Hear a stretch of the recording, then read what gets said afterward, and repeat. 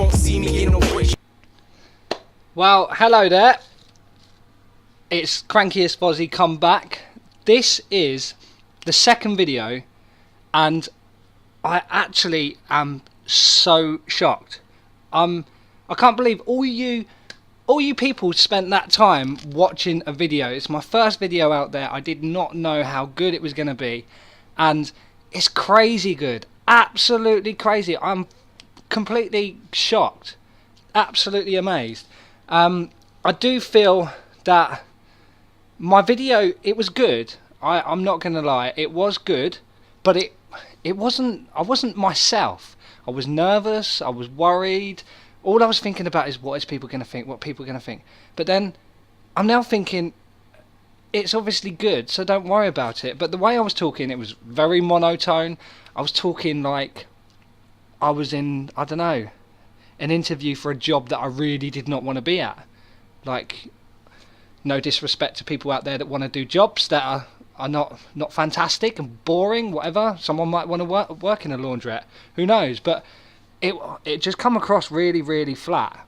If I'm completely honest with you, I've worked in sales in my previous working life for like 10 years, and monotone is nothing worse than monotone. And it was a bit monotone, let's be fair. So I wasn't highly impressed. I know I can do better, but just the numbers are crazy. So where do I go? So first of all, thank you for taking all of that time out to watch the video and subscribe and follow me. It was really, really I'm just watching the numbers. I can't help, like, literally I've been working, looking at my phone. Another subscriber, another subscriber, another subscriber. Look at the views. I'm like driving my colleague. I own a business with my best friend Danny, who we also coach the under 14s together, and I'm constantly doing these, and he's like, oh, come on mate, and I'm like, it's good though, isn't it? It's so good. So what? Based on the video that I created, bustthenet actually came out and said that it's one of the best tactical videos he's seen, and then later on said as a debutant. I think that's probably more along the lines, because I've seen tactical videos on YouTube, and some of the guys out there, there's like KYANT1E, I'm not sure if I'm saying that right. His videos are really, really, really good. And tactically, he goes in and he will recreate a lot of the managers of yesteryear, like the Alex Fergusons, etc. bustthenet does the same thing too. So tactically, I wouldn't say it's the best, and I know I can do better, by the way, but it was pretty good. And it was just shocked. I was shocked because I was mid-game and I was like, should I just do it? Should I just start recording? I did it. This is the reactions. This is what's happened. And bustthenet, going back to that, he's sort of endorsed. He's going to mention me in a show next week, which is absolutely fantastic. With the amount of viewers he's got, that's bound to be big exposure for me. I've now created my Twitter account, which is CrankiestFoZzy.TM, the same as the channel, so you can find me on there. But on Wednesday, he is going to put my video, or talk about my show, on his video. And he's even talking about me going on his channel as a guest. How fantastic is that? It's just like, whoa, hang on a second. I was watching you. Now he wants me to sort of come on a show with him. I think it's with one other. I don't know who that is. It might be a nice surprise. But yeah, how exciting. I really cannot get over this. My interpretation of this game, and what makes me like quite successful at the game, is it's not a game. Stop thinking of it like a game, because it's not. It's a simulator. How many of you will start a game and go, right, best 11 there, easy, that's my best 11, there's my subs, yeah, don't worry, you get injured, off you go mate, got you, on you go, pick your 11, blah blah blah, and then put them out, pick your tactics, you go and play a game, and then 4 or 5 games later, it's all going well, and then all of a sudden it just goes, eh. It's because you've got to treat the players and the team like it is real management. It's a simulator. I treat each of my players as if like I was coaching them in real life. Now, Fox in the Box previously said about a sort of target rating. So interactions with players is key. I know bustthenet is a little bit like, you know, it's all for show, but you really do. I notice a big difference with players when they're underperforming. I will say to them. So I've got a little scheme where if they are below a 6.4, I sort of say to them, you could have done better, basically. If they play above a 6.7 and a 6.9 or 7.0, then I say you was all right. But if they have a 7.3 and above, I say you impressed me out there. Now, if you continuously do that throughout a season, you don't need to do it every game, but just make points of actually pointing out about their performance. Also, if a player has scored goals in a match, if they've assisted in a match, if they've got lots of key passes, do go and don't just praise the player that the assistant says you should praise. For example, if you get somebody who scores 2 goals, you'd go, yeah, well done, you was fantastic in front of goal, bravo. But if you don't tell the players that you're giving praise to the player that's scoring the goal, but what about the guy who's assisting him? He might have done it 2 or 3 times. Go that extra mile with your whole team, and you will find you get your team performing a lot better. I hope that makes sense. Now, why did I pick Whitehawk? You may wonder. I'm from Brighton myself. I'm born and bred Brightonian. Been here all my life. I went to school in Brighton. In fact, in the introduction video, you can see a picture of the pitch. Up on the top of the hill is actually my school.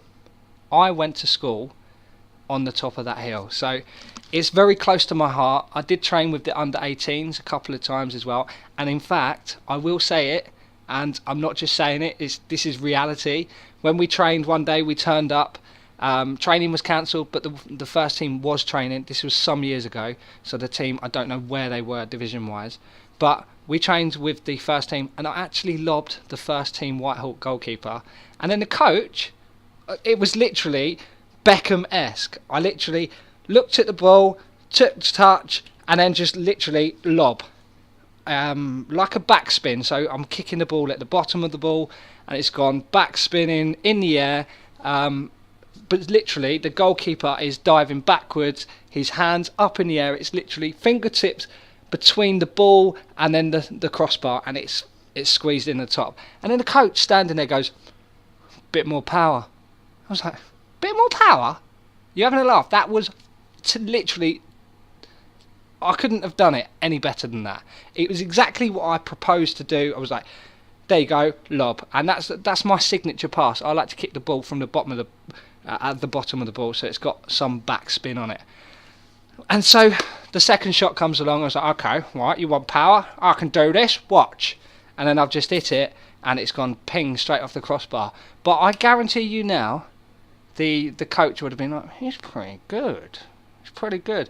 Unfortunately, I wasn't actually part of the under-18s. I was just training with them, with a mate who decided to invite me along, and I was like, okay, let's go. So I didn't get selected or nothing like that, but yes, I did train with the Whitehawk first team many years ago. I was 16, 17, so quite a while back. Where do I go from here, really? I've got 2 kids who drive me crazy. I've got a 4-year-old boy who I would love to get into football. Half of the reason why I do coach at under 14s level is because I want to be able to manage a team later on with my boy in it, because the club that I'm with, West Hove Dynamos, who are fantastic. We started in Division 5 a couple of years ago. We went straight up as champions to Division 4, and then runners up straight to Division 3. We're in 3rd place currently. We've got Eastbourne Borough in our division, Select, which is an academy in Eastbourne, and we've got Select on Sunday, so wish us good luck with that. But yeah, hopefully we can go up. In fact, we have two teams. We've got our first team.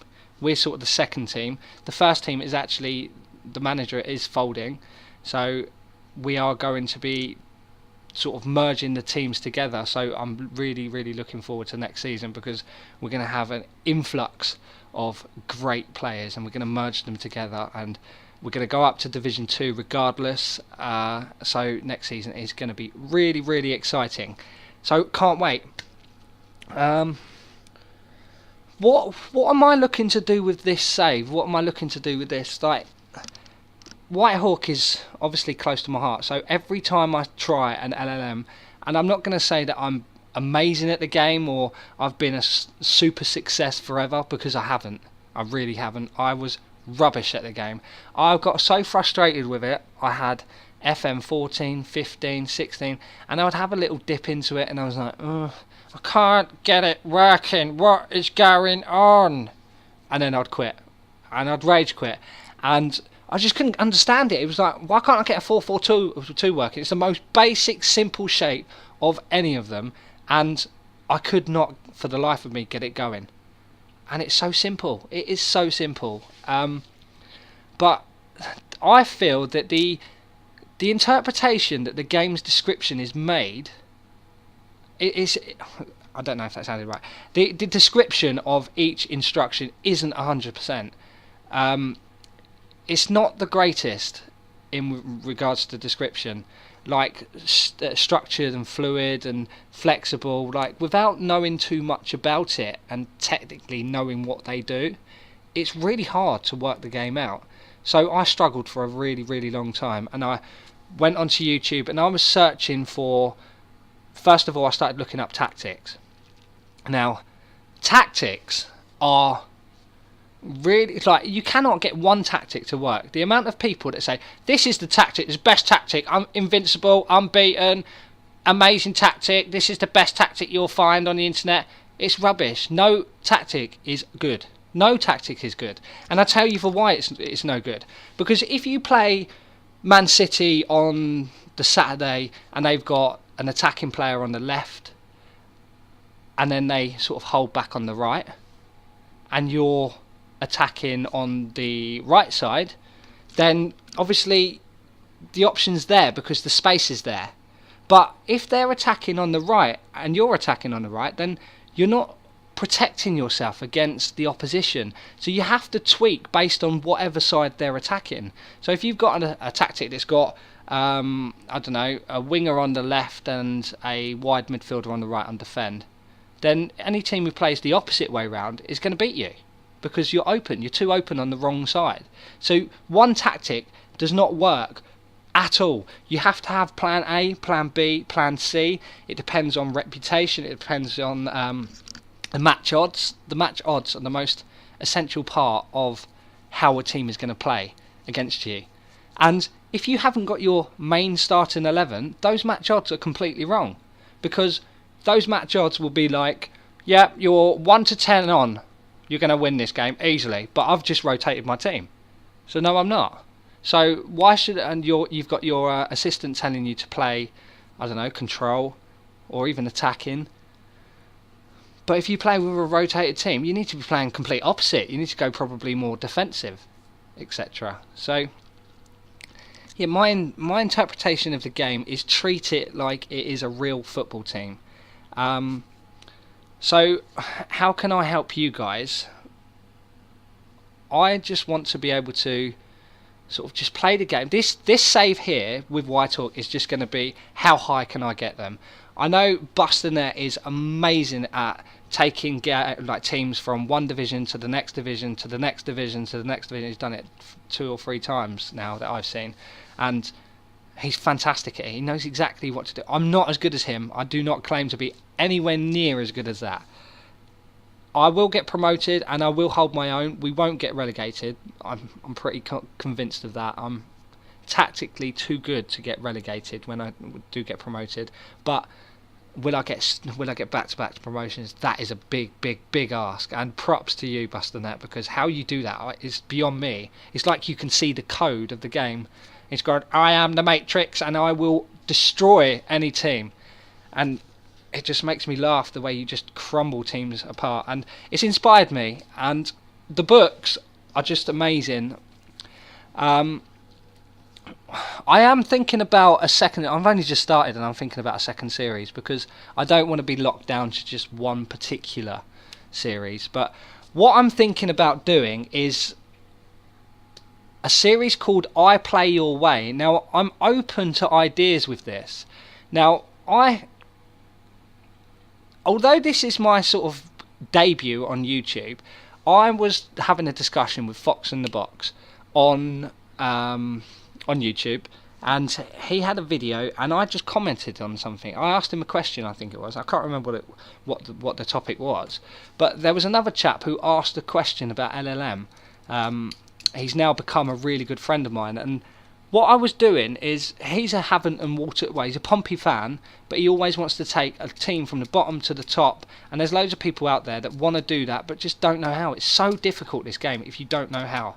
Now, I was recording stuff for him, and I started a Havant and Waterlooville save, and I looked at the transfer market and I was like, who would I sign, what would I do with this team, and then I showed him, and literally he did copy me, and I was just trying to get him to understand the game as clearly and as thoroughly as I could to get him into a winning mentality and get his team going, because Havant and Waterlooville are very good in that division. They're not the best, but he was struggling to get them sort of like top half of the table, to be fair, and he's got them promoted. He's in the Vanarama National, and he's looking to get promoted again.